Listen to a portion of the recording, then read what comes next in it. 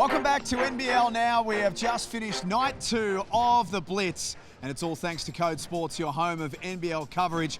A lot to talk about. I'm Jack Heverin, Derek Rucker alongside me. Ruck, only moments ago, we just had an overtime brawl, basically all the way to the end between Tasmania and Cairns. Jack Jumpers win it in a really spirited physical contest. And it started off so poorly, but it's turned out to be the best game of the 4 that we've seen thus far. The Jack Jumpers really jumped out early on the back of excellent defensive play, but the Taipans fought, and they started to find a little bit of cohesion and rhythm. They knocked down something like 20 or 21 three-pointers over the course of the final 3 quarters. If you haven't seen the game and you get a chance to go back and watch the coverage of it, just go back and watch the 4th quarter and overtime, and you'll see 2 teams who were really playing to win tonight. It was great. I don't think I've seen that level of intensity in a preseason game in a number of years, and I thought both coaches should come away from that one feeling really good about their team's prospects. Now, they both got to play again at this Blitz. But when you look at the fact that both these teams probably come in here a little bit underprepared, and right now, I think, you start talking about top 6 projections, man, both coaches would feel like they have top 6 potential. Josh Bannon was the man who won the game for Tasmania late. Finished off with a double-double, 22 and 11 in his first outing with the JJs. Super impressive. A really good fit, and I thought Josh Bannon had good seasons with the Brisbane Bullets. Health probably limited his development there.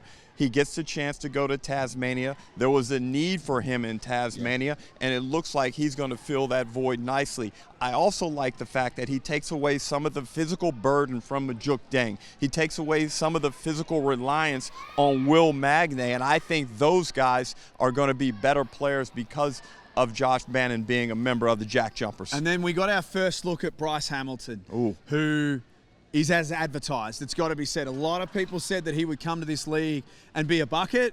He's all of that.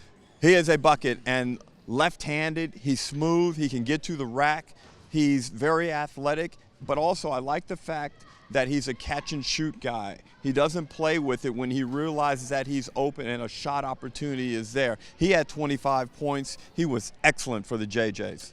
From a Cairns perspective, Admiral Schofield, again, first look as their new import. He is their big off-season import signing. He finished up with 24 points.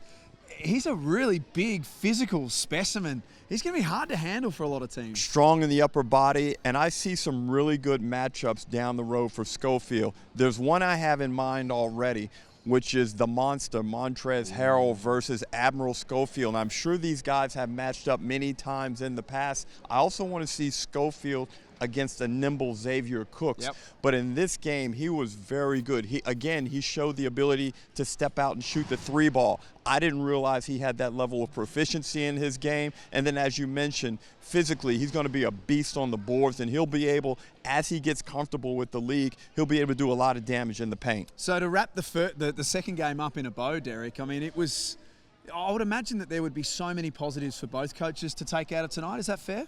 Definitely, and it's excited me like a preseason game 3 weeks out to get to that level and that standard, and the fact that we had an overtime game where we got some bonus basketball and the coaches were able to throw some things out there and work on their games. That's rare, and it was something that was really exciting. In the earlier game, it was Brisbane who defeated Sydney, and maybe a little bit of a surprise to some, 100-92. Remember this moment, Brisbane Bullets fans, because it's only one game, but it appeared to be a very different team out there tonight, and a very good-looking team. Jack, I think these games mean something. Yep. In the past, we couldn't have necessarily said that. You'd have to pick and choose and be selective. Yeah, that one looked like it might transfer in terms of significance in the regular season. I don't think Brian Goorjian would have been happy with what he saw. To give up 101 points to the Bullets lineup when they were Sydney were the #1 defensive team in the competition last year. Brisbane didn't have Tyrell Harrison out there, and Sydney came out looking like they were determined to really put the clamps on Brisbane defensively, but it didn't get done. And Javon Liberty Freeman. JLF. They might be the 3 most important initials for the Brisbane Bullets all season long. Well, we got a JLA and we got a JLF, and JLF can get you points in a hurry. And again, he's a guy who is a real live wire. His body is really athletic, he's wiry, and I think he's really hard to contain. And I like the fact that Casey Prather was able to get a really efficient 16, 17, I can't remember the exact number of points. Just quietly went about it, didn't he? Yes, Yeah, and that is going to be really good for Casey, because last year we saw Casey having to carry too much of the load at times. Now you got Jalen Adams out there, and Jalen was just kind of, feeling his way. He was doing the vet preseason thing.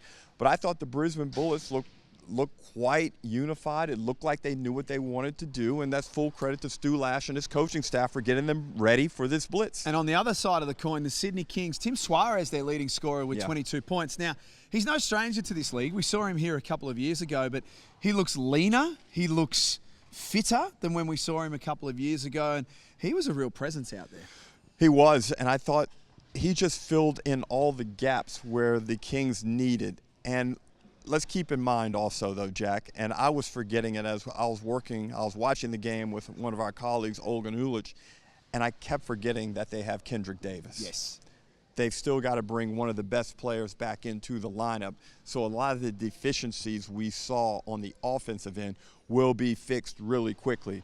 But Brian Goorjian, again, will demand better defensive intensity and execution from his team in the next game here at the Blitz. So tomorrow night here at AIS Arena, which, by the way, is a sellout already. So if you're watching this and you live in the nation's capital, unfortunately there are no tickets available, so you'll need to check it out where all of the coverage is. But Southeast Melbourne and New Zealand first up. We haven't seen either of those two teams at the Blitz yet.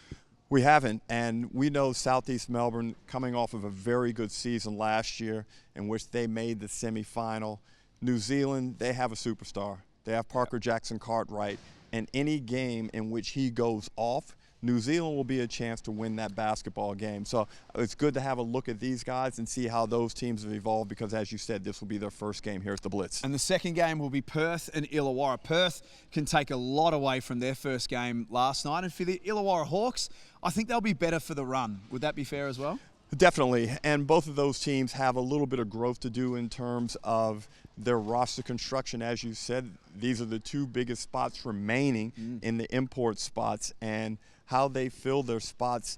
And I'm still doing some analysis on what type of player I think both of those teams actually need. We know the position pretty much, but what type of player in each position? Does Perth really need a big-time scorer? Do they need a distributor? Do they need someone that's a bit more balanced, like we saw from a Tiger Campbell tonight for the jack jumper? So I'll be really analyzing the profile type of player that each of those ball clubs need. So that's a wrap from night 2 here at the NBL Blitz at AIS Arena. 2 fantastic games. We hope you enjoyed it. We will be back tomorrow night at the end of night 3 to wrap it all up. Derek, great work by you. We'll do it all again tomorrow night. Thank you, Jack. Same spot, same time, same bat channel. We will be back here on NBL Now. It's thanks to Code Sport, your leader in NBL coverage. Thanks for watching. We'll catch you next time.